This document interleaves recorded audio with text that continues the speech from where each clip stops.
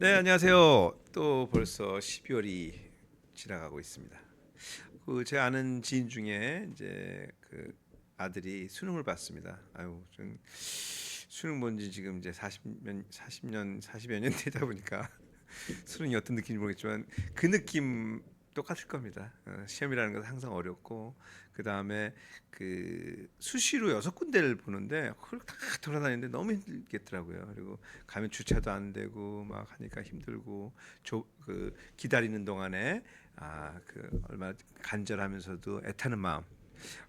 그 어머님이 너무 힘든 것 같아요. 그래서 안타깝고 저는 이제 지금 아이들도 적어지는데 원하면 다 대학 보내줬으면 좋겠어요. 그리고 학비는 좀 국가에서 좀 해주시고 엉뚱한 데 막 너무 많이 쓰지 마시고 우리 미래잖아요. 교육과 그다음에 출산 이런 쪽에 결혼 이런 쪽에 좀 신경 쓰셔서 아이들이 사실 뭐 종이 한 장 차이예요. 시험 한번 잘 봤다고 뭐 좋은 대학 가고 그런 게 아니라 그 어떤 지경마다 중요한 것들이 더 있을 수가 있거든요. 예를 들어서 뭐 저는 부족하지만 의료 계통에 있다면 어떻게 보면 사람을 생각하는 따뜻한 마음이 더 중요하거든요. 그 시험으로 알 방법이 없는 거예요. 그래서 그런 것들이 더 중요할 수 있고 시험 문제 하나 더 봤다 그래서 또는 수학을 더 잘 봤다 그래서 훌륭한 의사가 되는 건 아니기 때문에 그런 부분들에 대한 어떤 분별력이 있으면 더 좋지 않을까. 그리고 저는 그런 생각도 해요. 사실 대학들이 그 등록금만 갖고서 이렇게 되는 건 아니거든요. 그리고 너무 많이 돼 있고 그래서 필요하다면 경쟁이 있는 대학들이 좀 있어야 좋겠고 경우에 따라서는 그런 그 돈에 치우친 사회는 아니지만 기부 문화를 좀 해서 가고 졸업만 못하면 되잖아요. 가는 거는 뭐 돈 있으면 돈 많이 내고 갈 수도 있는 거예요. 어떡하겠어요. 어차피 우리는 돈이 있는 사람과 없는 사람이 있을 수가 있는 거고. 그래서 저는 그런 부분도 좀 약간 했으면 좋겠습니다. 그래서 많이 해서 더 그 돈으로 더 어떻게 보면 기회를 더 주고 그 다음에 그 대신에 졸업은 당연히 아니죠. 쟤들은 어떤 수준에서 졸업하고 뭐 이런 약간 미국식 그런 부분도 좀 체험했으면 좋겠는데 다른 건 다 미국 따라하는데 그런 건 잘 안 따라하는 것 같아요. 기부 문화 쪽은 하여튼 그 안타까운 우리 그 조카죠. 조카라고 부르는데 너무 애썼고 이 자리를 빌려서 고생했다고 전해주고 싶습니다. 네, 또 사족이 길면 안 되기 때문에 지난번 또 자료 보고 그다음에 오늘은 암이 왜 걸릴까라는 거. 그다음에 또 어떤 사람은 암 치료가 잘 되고 어떤 사람은 잘 안 돼. 뭐 왜 그렇지? 뭐 이런 것들 좀 약간 그냥 원론적인 거에 대해서 제가 좀 찾아본 자료들을 통해서 얘기 드리도록 하겠습니다. 그렇죠. 지난주 질문이죠. 원장님, 제가 다른 병원에서 항암전 BSD 2000 고주파원을 치료하고 나서 체력 저하가 심하게 와서 5일 동안 누워만 있었습니다.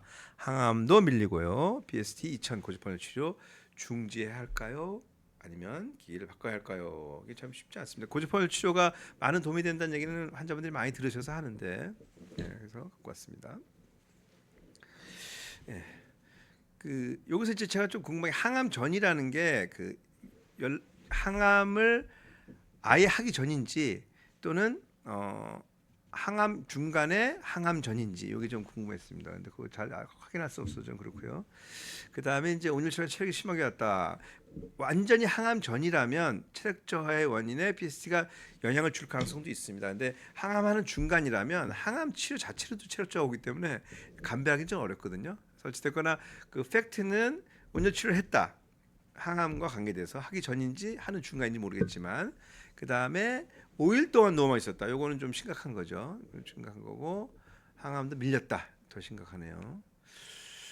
일단은 제가 볼 때 중지를 해야 되지 않나 생각을 합니다. 왜냐하면 굳이 급하게 이것 때문에 마음적으로 심적으로 불안하잖아요. 그렇기 때문에 그래서 일단은 중지하고 어느 정도 이제 그 항암을 하면서 해야 되는데 일단 그 환자분의 나이나 이런 걸 좀 꼭 알았으면 좋겠습니다. 나이나 현재 상태, 암병 종류, 암의 진행 정도를 좀 보고 필요하다면 혈액 검사나 자유신 검사를 좀 하면 좀 더 완벽히 알 수 있는데 어찌됐거나 이제 BSD 2000은 어, 방사선 항암 보조 치료로 이제 승인이 났고 미국에서 우리나라에서도 좀 가격은 고가지만 사용하는 곳들이 꽤 있습니다. 그리고 효과를 보고한 경우도 있습니다. 근데 이제 그 아무래도 이 방식 자체가 굉장히 뜨겁기 때문에 중간에 물주머니가 아마 같이 있는 걸로 알고 있습니다. 그 이제 쿨링을 시키려고 이제 그러나 좀 땀이 많이 나는 걸로 이제 알려져 있고요. 그러다 보니까 이제 경우 드물게 뭐 아주 많지는 않겠지만 피로전식감을 호소한다. 근데 여기서 5일 동안 누워 있을 정도의 심한 체력에 대한 이 정도 보고는 흔하지 않거든요. 그래서 이거는 사실은 그 일반적인 반응이라고 볼 수는 없고요. 환자가 좀 특이한 상황이 아니었을까 하는 생각이 있어서 이거는 원인에 대한 감별. 그러니까 단순히 PST 2000 때문에 5일 동안 누워 있었다라고 얘기하기는 조금 어렵습니다. 요 내용만 갖고서는 그래서 원인 감별이 필요하다. 그럼에도 불구하고 일정이 밀렸다면 일단은 PST 지속은 좀 아니다. 미루고 원인을 감별하는 것이 더 중요하다라고 생각합니다. 뭐 아마 가능한 이유로는 열 스트레스가 올 수 있습니다. 아무래도 어떤 온열 치료인지 PST는 그보다 좀 강하기 때문에 열이 또 그 체표 온도가 많이 올라가는 걸로 이제 알려져 있기 때문에 그럴 수도 있고 그다음에 이제 아무래도 그 암 환자들은 다양한 전해질 불균형이 있는 상태에서 땀을 많이 흘렸다면 수분 손실로 인한 그런 무력 가능성도 있고 근데 그렇다고 하더라도 5일 동안 좀 어렵습니다. 또는 이 환자가 이제 그 항암을 하고 있었다면 항암제 부작용이 요거랑 딱 겹치면서 까마귀 날자 배 떨어졌을 수도 있죠. 그래서 그게 독자적으로 문제를 일으킨 건지 만약에 항암을 했다면 항암제 부작용과 겹쳐진 건지 그것도 좀 확인해 봐야 될 것 같고요. 되게 특히 고령이라면 또 고령이 아니더라도 최근에는 심장이나 갑상선이나 부신 뭐 다양한 기저질환 있는 분들이 있습니다. 또 항암을 하고 있다면 더더군다나 이런 부분들이 장기들이 기능을 잘 못하기 때문에 그런 것과도 또 연관돼서 힘드실 수가 있고요. 또 혈액 검사를 좀 해봐야 되겠지만 빈혈 같은 것도 있을 수 있고 또 제대로 못 먹는 분들이 많습니다. 일단 암이 걸리면 식욕이 안 좋죠. 그다음에 못 먹고 하니까 그런 것들 여러 가지 원인이 있어서 그런 것들 좀 감별해 봤으면 좋겠다는 의견을 드리고요. 근데 그 내용을 정확히 알 수가 없어요. 그냥 간략하게 과거에 이제 제가 이제 강의 많이 하던 것들 PST는 이제 허가가 2014년에 났다. 그리고 미국 거고 그다음에 우리나라 수입업체가 최근에 모르겠습니다. 아이비랩이라는 데고 이 주파수가 75에서 140 메가헤르츠로 나와요. 그러니까 70에서 140이라 그러면 메가헤르츠는 100만이거든요. 그러니까 100만 7,500만에서 1억 4천 메가헤르츠. 근데 이건 좀 약간 애매한 게 딱 정해진 게 아니라 75부터 140. 그러니까 출력이 조금 불안정할 수 있다는 생각은 드는데 제가 또 기계 회사를 비방하면 절대 안 되니까 그렇게 또 전에도 한번 그런 얘기했다가 뭐 커버가 됐습니다. 하여튼 이 기계가 암의 치료적으로 듣지 않는다는 게 아니에요. 분명히 논문도 있고 다 있습니다. 근데 그냥 팩트로만 보여주는 거예요. 미국 규정이라는 거 맞고 주파수는 이렇게 써 있고 안테나 방식 방식이 안테나 방식이에요. 그리고 또 많이 쓰는 것들이 온코소미아나 셀시우스. 이건 사실은 제조사는 같은 걸로 지금 알고 있습니다. 그냥 헝거리에서 했으면 헝거리에서 나라가 헝거리면 온코라 그러고 독일에서 했으면 셀시우스라고 하는데 최근에 셀시우스는 잘 제조가 수입이 안 되는 것 같습니다. 근데 하여튼 뭐 둘 다 그래서 그러다 보니까 15.56메가 같고요.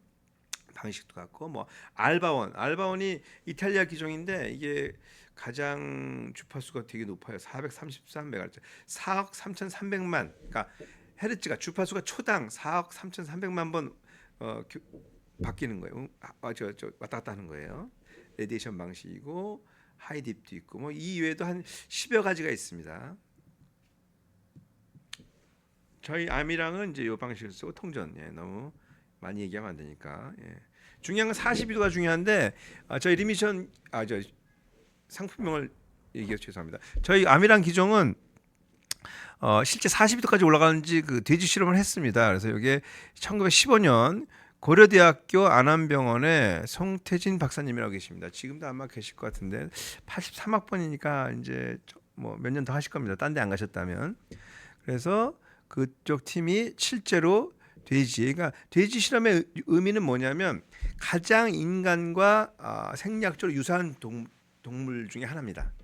쥐는 너무 작잖아요, 그죠? 개도 개도 좀 약간 편협돼 있고, 근데 돼지는 적당히 이제 피부 두께도 그렇고 인간과 유사하다. 그래서 거기에 이렇게 온도계를 꼽아서 실제로 시술을 통해서 하고 여기 인공호흡기 달아서 사른 상태에서 우리가 실험을 했습니다. 그랬더니 서서 그러니까 1시간 돼야 42도. 그리고 해도 별로 땀도 많이 안 나요, 처음에는. 그렇기 때문에 그렇게 탈수가 오는 경우도 저희 거의 본 적이 없어요. 근데 하여튼 어찌됐거나 이렇게 올라가더라. 그리고 42도까지 수렴하는 게 보입니다. 위, 간, 복부, 뭐 피하 다 해서 42도까지. 그리고 이후에 한 계속해도 정상 조직은 42도에 멈추더라. 이게 저희 실험 데이터 결과입니다. 그리고 면역 기능이 올라갔다는 오늘 이렇게 내용이고요. 예, 그래서 그 일단 뭐 BST가 환자를 힘들게 했다. 5일 동안 못 일하겠다. 이렇게 볼 수는 없고요. 그냥 뭐 일조를 했거나 아니면 또 다른 이유인데 이게 그냥 까마귀 날자 뱉을 수 있습니다. 그래서 좀 더 확실한 것은 환자의 상태를 좀 알아야 됩니다. 그리고 PST 자체는 원래 암 치료에 그동안에 많이 사용되고 있긴 한 기종 중에는 하나입니다. 예, 그럼 다시 이제 넘어가서 오늘 본론으로 암은 왜 생길까? 네. 그렇죠. 암 걸리면 잘 사시던 분인데 갑자기 내 가족 중에 암도 없고 내가 잘못한 것도 없고 음식도 잘 먹었고 술 담배도 안 하는데 왜 내가 암이 걸렸지라고 이제 생각할 수 있는 분도 꽤 있으세요. 그러면서 한탄하고 그러시는데 그런 게 있고 또 이제 암을 이제 진단받고 치료 시작했어요. 했더니 어떤 사람은 잘 낫고 안 나. 예를 들어서 췌장암의 그 암 치료 중에 폴피누록스라고 있습니다. 이거는 치료 반응률, 그러니까 치료했을 때 암 조직에 들어서 암 사이즈가 줄 가능성이 30%예요. 그러니까 결국 30% 정도는 반응을 하고 70% 반응 안 한다는 거예요. 그러니까 누구는 잘 낫고 잘 낫지 않는다. 뭐 이런 얘기가 될 수가 있겠죠. 나중에 내성 문제는 다르게 보더라도. 그래서 그리고 또 스트레스암, 개인차 이야기에 대해서 오늘 얘기 나누도록 하겠습니다.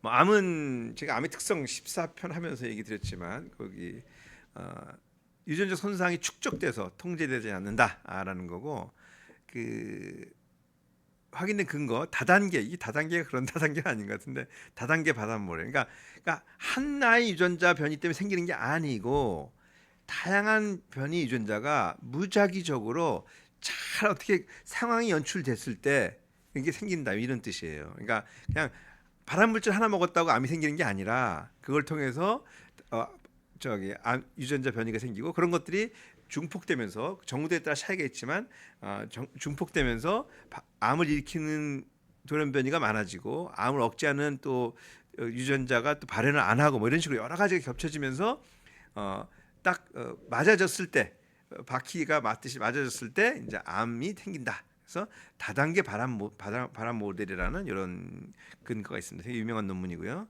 뭐 이분 너무 유명하죠. 제가 암의 특성 14가지 했던 분이에요. 논문을 10년마다 한 번씩 쓰시는 아주 대가인데 여기에 보면 이제 이런 게 나오십니다. 그래서 결과적으로 유전자 변화가 축적되고 이것이 이제 우리의 그 면역 체계를 벗어났을 때 이것이 성장할 때 이제 암이라는 것으로 이제 판명합니다.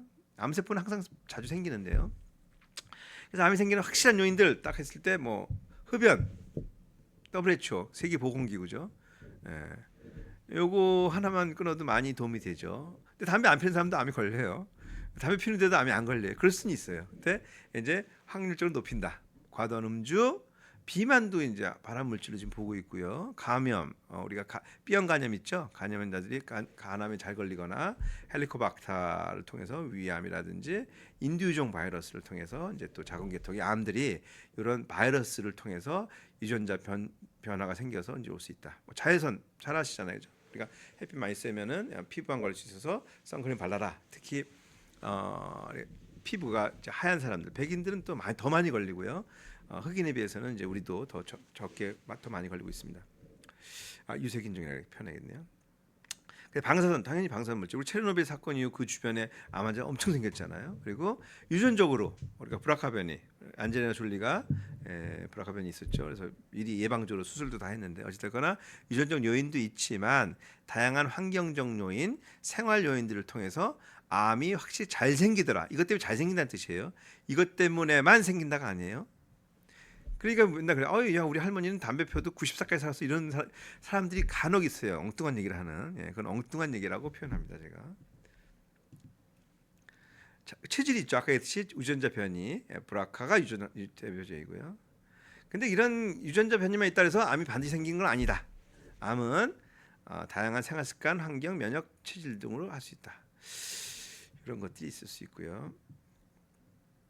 유전하면은 뭐 그렇죠. 이게 우리 이정범 바람의 아들이니까 이정우 선수 제가 좋아하는데 바람의 손자죠. 아들의 아들이니까. 예. 그러니까 유전자는 분명히 있는 거예요. 뭐 이거는 암과 관계가 아니지만 이렇게 그 스포츠에 대한 그런 어떤 그 자기의 능력이 아버지를 통해서 이제 오듯이 암이 있는 그런 그 병력이 있는 집안에서 그런 쪽으로 갈 가능성이 있다. 확률적인 거죠. 근데 최근에 우리 조사해 보면은 그래봐야 10% 15%그 정도밖에 안 돼. 암이 발병하는데 유전적인 요인이 작동하는 가능성은 한 10%에서 15% 정도밖에 안 된다. 나머지는 다른 이유라는 표현을 쓰는 거죠. 암이 있을 때도. 스트레스 좀 많이 나오죠. 스트레스는 이제 만성 스트레스, 특히 해결되지 않는 만성 스트레스 또는 어마어마한 강력한 스트레스도 이제 한꺼번에 될 수 있죠. 이런 것들이 교감신경은 우리가 놀랬을 때, 무서울 때, 아플 때 두근두근두근 거리는 거, 이건 교감신경의 영향인데 물론 다양한 장기 다양한 게 나타나지만 교감신경은 암을 성장시키고 면역을 떨어뜨린다. 이건 익히 알려져 있어요. 특히 오랫동안 교감신경이 항진될 때 이것은 만성 스트레스와 연관된다. 그러니까 암이 생길 개연성이 있는 거죠. 이것이. 그리고 NK 세포 잘 아시잖아요. NK 세포가 암 세포를 제거하는 세포의 대표적인 세포 중에 하나죠. 이게 활성 감소가 있다. 가능성이 거의 된다고 이제 많이 알려져 있습니다. 그러면 그렇지만 직접 발생시킨다는 결론을 내기는 좀 부족해요. 그러니까 사실은 저는 강력한 스트레스가 오랫동안 가면 암이 생긴다라고 저는 확신합니다. 근데 논문적으로는 아직 그걸 증명하기는 좀 어려워요. 그래서 뭐 논문은 원래 그래요. 그래서 암에 진행 수능도 영향을 줄 수 있다. 네. 스트레스가 어찌됐거나 암을 악화시킬 수 있다라고 볼 수 있고요. 재밌는 2008년 논문인데요. 네이처라고 되게 유명한 논문이죠. 거기에 나온 건데 스트레스 관련 심리 사회적 요인과 암 발생률 해서 쭉 봤더니 다양한 논문들을 본 거예요. 그랬더니 암 환자 생존율 저하와 사망 증거와 관련이 있다. 요까지 했어요. 많은 논문에서. 그리고 발생과는 잘 모르겠다. 뭐 그렇죠. 뭐 좀 지켜봐야 되고요. 그다음에 생존율 특히 이런 암들 유방암, 폐암, 두경부암, 간남도암 이런 암에서 여기는 발생률 증가까지 됐네. 폐암 발생률 증가와 생존율 저하 연관되어 있다라고 한 논문도 있습니다. 논문마다 좀 다양하게 나타나고 있습니다. 그다음에 요거는 이거 최근 논문이에요. 25년 논문이네요. 생리학 논문인데 심리적 제목이 심리적 스트레스 요인이 자연스레 세포 우리가 암세포 중에는 NK 세포 기능에 미치는 영향이라는 논문인데 인간의 심리적 스트레스와 자연적 사면세포 활동 사이는 반비례 관계. 그러니까 스트레스가 강하면 NK 세포 활성도가 떨어지면 당연히 암세포를 제거하는 능력이 떨어지는 거죠. 이건 뭐 확정적인 얘기로 갈 수 있고 개연성으로 여성이 좀 더 취약한 것 같아요. 이 논문에 보면 25년 올해 논문인데 면역 억제성 표현형, 그러니까 면역을 억제한다는 거죠. 억제를 하고 그 심리 스트레스가 NK 수와 기능에 굉장히 안 좋았다. 여성이 좀 더 영향을 더 주나 봐요. 그러니까 여자분들 스트레스 받지 마시고 스트레스를 잘 푸셔야 돼요. 뭐 요거 갖고 한 논문도 다 알 수는 없지만 그래서 좀 전에 얘기했듯이 극심하거나 해결되지 않는 만성 스트레스가 면역세포를 약화시키고 여러 가지 지속적으로 이제 사이토카인 증가 등 염증을 일으키죠. 증명된 바는 없지만 저는 있다고 생각하는데 없지만 암 치료 과정에서 회복력, 피로, 치료 이행도, 그러니까 치료에 순응하게 치료를 잘 할 수 있게 하는데 영향을 주는 거예요. 스트레스 많은 사람은 치료하는데도 되게 힘들어요. 그냥 힘들어하고 피곤하고 나 피곤해서 못 하겠어요. 힘들어요. 나 이대로 못 살겠어요. 뭐 이런 식으로 이렇게 표현을 자꾸 하더라는 얘기죠. 그래서 스트레스 관리는 암 환자에서 너무나도 중요하다는 것은 확실합니다. 자, 그럼 암은 어떤 사람이 아까도 얘기했지만 유전적 취약성이 있을 수가 있고요. 환경적으로 발암 물질에 노출됐을 때 생길 수가 있다. 그렇죠? 그다음에 만성 염증, 그다음에 면역체계. 당연히 나이 들어서 잘 생기고 그다음에 장내 미생물. 일부 암에서 인과성이 벌써 확립이 되고 하고 있어요. 그러니까 미생물 우리가 굉장히 중요하다. 특히 장내 미생물이 상당히 중요하다. 그 외 생활 습관들이 암에 잘 생기는 사람으로 갈 수가 있다는 것이죠. 요가 이제 24년 재작년 논문인데 항암 치료에서 장내 미생물의 역할 해가지고서 다양하게 연구했습니다. 그래서 굉장히 복잡하고 장내 미생물층이 항암제 효능에도 이제 향상시키는 데 도움을 줄 수도 있다는 거죠. 이 정도면은 그만큼 근데 항암제 쓰면 또 미생물충 균등이 좀 영향을 줄 수도 있고 일단은 장벽에 문제가 생겨요. 그래서 그 항암과 또 장내 미생물은 상당히 예민하고 아직도 밝혀야 될 부분이 너무나도 많습니다. 모든 그런 연구 다 마찬가지지만 예, 어떤 사람은 쉽게 낫고 어떤 사람은 어려울까? 뭐 생물의 특성이 다양하니까 그리고 그러니까 그암 자체 그 차이가 있어서 그렇고요. 그 다음에 초기에 치료받느냐, 좀 지나서 치료받느냐, 전이가 있느냐 없느냐, 환자의 상태. 아무래도 환자의 상태가 좋고, 그 다음에 사기가 좀 안 떨어진 사람. 그래 어쩌라고 마음대로 해봐. 우리 제가 지난주에 이제 했던 전립선 암 환자처럼 뭐 재발하셔도 나 또 재발했어요. 또 항암제 받을 이런 마음으로 받으면 되게 편안해요. 근데 그게 그렇게 쉬운 얘기는 아니죠. 그리고 약제 반응 자체가 이제 항암제가 틀릴 수가 있고요. 여러 가지 종양 미세환경들. 일단 암의 요인, 그 다음에 나의 요인 이렇게 좀 차이가 날 수 있습니다. 그래서 어떤 사람은 쉽고 어떤 사람은 어렵다. 마찬가지죠. 치료방이 다른 이유는 유전자 변이가 있는 거고, 그 다음에 면역 반응의 정도, 그 다음에 환자마다 대사약물. 그러니까 예를 들어서 5F라는 항암제가 있는데 DPYD라는 또 유전적 결함이 있으면 얘 문제가 생겨서 독성이 쌓여요. 독성이 쌓이면 항암제를 못 하잖아요. 그러니까 치료 반응을 당연히 못 보는 거죠. 그럴 가능성이 높아지는 거죠. 그리고 환자의 체력이나 영양 상태 당연히 중요하고 동반 질환이 있었느냐 없었느냐. 당뇨 환자들이 아무래도 더 치료 반응이 쉽지 않죠. 그래서 기저 질환이 없을수록 좋은 거고요. 나이랑 상관없이 건강한 게 중요해요. 나이도 물론 중요하지만 그리고 개인의 회복력, 심리 상태 이게 이제 근거는 부족하다고 하지만 저는 글쎄요 어마어마하다고 생각합니다. 저는 모든 치료 반응 중에 가장 강력한 게 개인의 심리 상태가 아닌가라고 이거는 김은식 박사님도 그렇게 생각하고 저도 그렇게 생각해요. 제가 환자들 보면서 아니 괜찮아요 아무것도 아니야 해봅시다 했는데 거기 반응한 사람은 잘 돼요. 근데 계속해서 의심하고 하나 안 그래서 좀 있으면 안 될 거야. 그다음에 유튜브에 이상한 부정적인 것만 맨날 보는 분들은 안 좋아요. 저요 결과가. 그래서 물론 심리 갖고서 치료할 수는 없지만 심리가 저는 가장 강력한 치료 결정 요인이 아닌가라고 연구는 못 해봤습니다. 근데 저는 그렇게 생각합니다. 스트레스 치료 물론 당연히 영향 주죠. 스트레스 받으면 잠을 못 잘 거고요. 식욕이 감소할 거고 면역 기능의 일부가 저하할 거고 당연하죠. 치료 일정 불이행 가능성이 높다. 그래서 뭐 직접적인 효과가 저는 있다고 생각하는데 간접적으로도 이런 효과들이 있다. 그래서 스트레스는 없을 수는 없습니다. 암 걸린 자체가 스트레스잖아요. 항암하면서 스트레스 받잖아요, 그죠? 그리고 머리 빠지니까 스트레스 받고 그 다음에 뭐 여러 가지 손발 저리니까 스트레스 받습니다. 그러니까 암으로 인한 그 문제, 암 치료로 인한 또 문제 때문에 환자는 스트레스를 받고 있습니다. 그리고 죽음에 대한 스트레스 받고 있고요. 그럼으로써 이런 문제가 생길 수 있는데 그럼에도 불구하고 그런 스트레스를 갖다가 잘 해결해야지만이 반대로 그렇게 우리가 두려워하는 암을 넘어갈 수 있다. 그래요. 그래서 어쩌라고 그렇게 물론 쉽지는 않은 얘기죠. 그래서 미리 알 수 있느냐? 미리 알 수 있습니다. 특히 이제 고위험군인 경우 유전적인 성향이 있는 사람들은 미리 예측해서 유전자 검사를 해볼 수가 있고요. 다행히도 우리나라는 조기 검진을 통해서 조기암 발견이 상당히 높은 나라입니다. 물론 모든 환자가 다 암 검사를 하는 건 아니지만 그래도 미리 당연히 알 수 있다. 조기 검진이 중요하고요. 그 다음에 가족력이 있다면 조금 더 일찍 그리고 어떤 이상 증세가 있고 만성 질환이 있는 분들은 좀 자주 검사하는 것이 필요합니다. 이런 얘기가 제일 많아요. 왜 하필 나인가? 내가 왜 암에 걸렸나?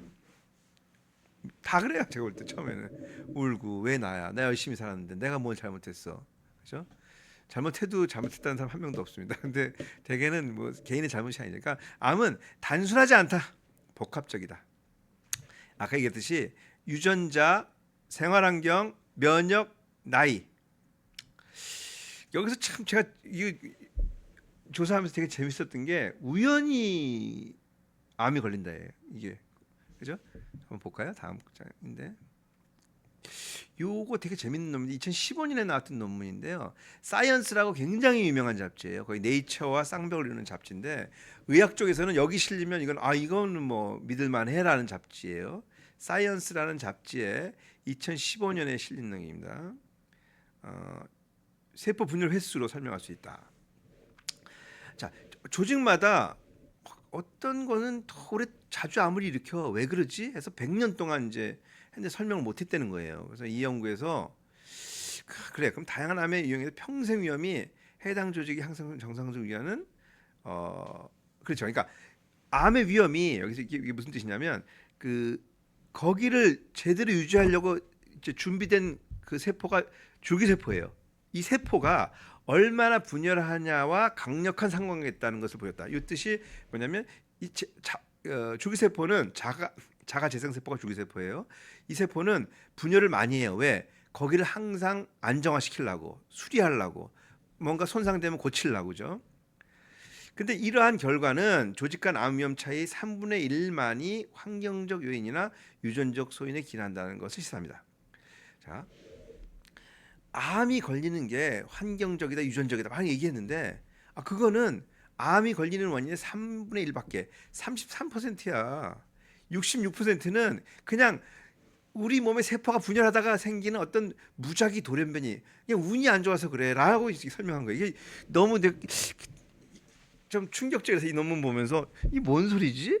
그러니까 우리가 여태까지 암이 걸리는 것은 우리 부모님이 유전자가 있어 암이었고 내가 좀 나쁜 음식을 먹었고 내가 환경이 안 좋은데 살았고 이런 것들 때문에 생긴다고 우리는 다 생각했었는데 이 논문에 의하면 이 논문은 3분의 1은 맞아. 그게 맞아. 근데 그냥 사람이 살다 보니까 또는 어떤 조직이 그 조직을 유지하다 보니까 거기에서 어떤 세포가 그 조직을 유지하려고 하는 항상성을 유지하는 세포가 계속 분열하다가 그냥 무작위 그냥 운이 나빠서 돌연변이가 생기고 거기서 그러다 보니까 암이 걸린 거야라고 주장한 논문이에요. 이게 이 주장대로라면 66%는 우리가 알지 못하는 원인, 그냥 운에 의해서 암이 걸렸다는 거예요.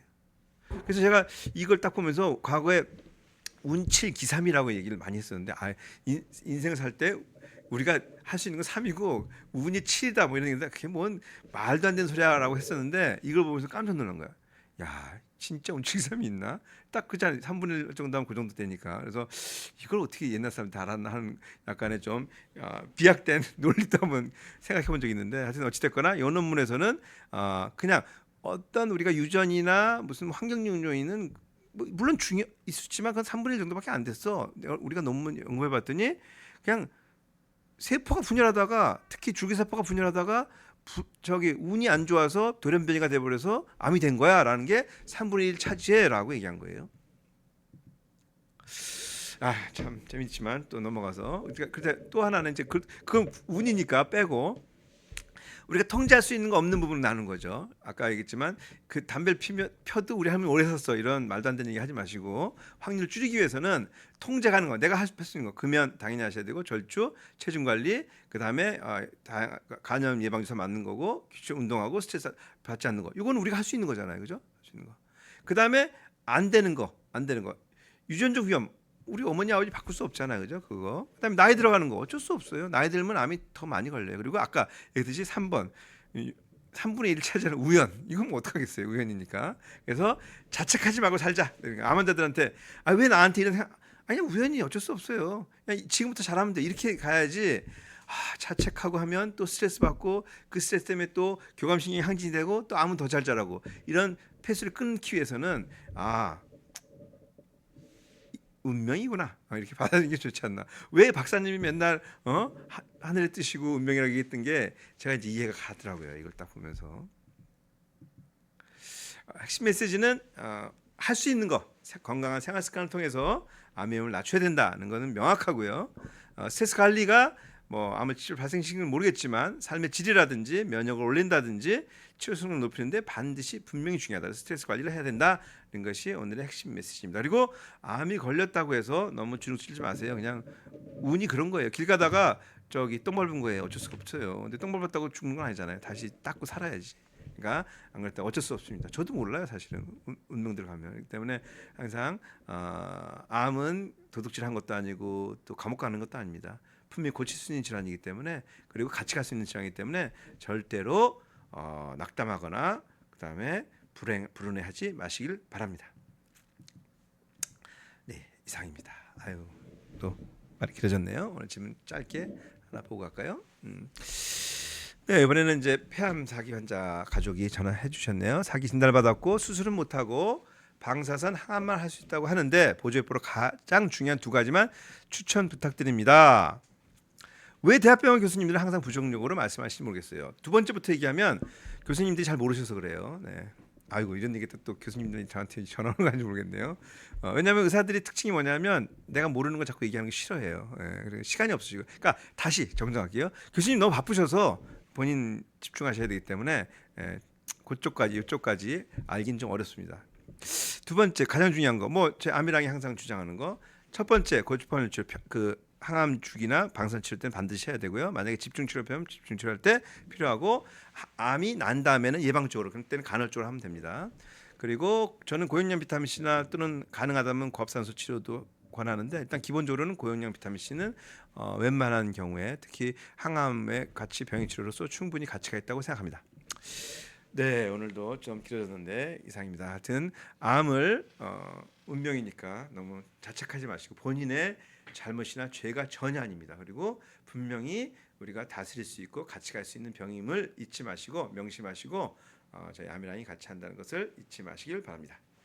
네, 감사합니다.